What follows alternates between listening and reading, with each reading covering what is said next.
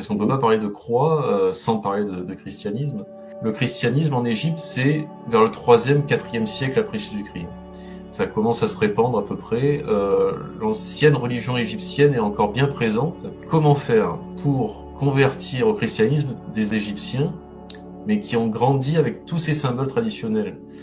En fait, les premiers chrétiens d'Égypte ont trouvé une solution plutôt ingénieuse. Au lieu de rejeter l'encre, au lieu de dire maintenant l'encre c'est fini, on n'en parle plus, maintenant c'est la croix chrétienne, en fait non, ils ont adopté et transformé. Ils ont remarqué que l'encre ressemblait déjà pas mal à une croix, donc il suffisait juste un petit peu d'adapter. Et ces chrétiens égyptiens, qu'on appelle du coup les Coptes, ont créé ce qu'on appelle aujourd'hui la croix copte, ou la croix en C.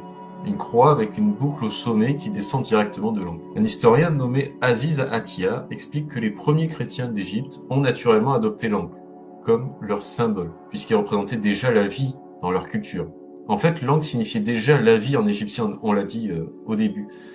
Et Jésus, dans l'évangile de Jean, dit « Je suis la vie ».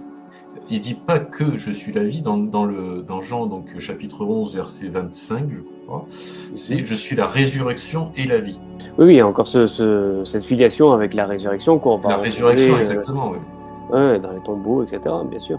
Donc c'était assez facile pour eux pour dire voilà, la croix d'encre, Jésus, voilà, c'est pareil, quoi. On dit la même chose en fait.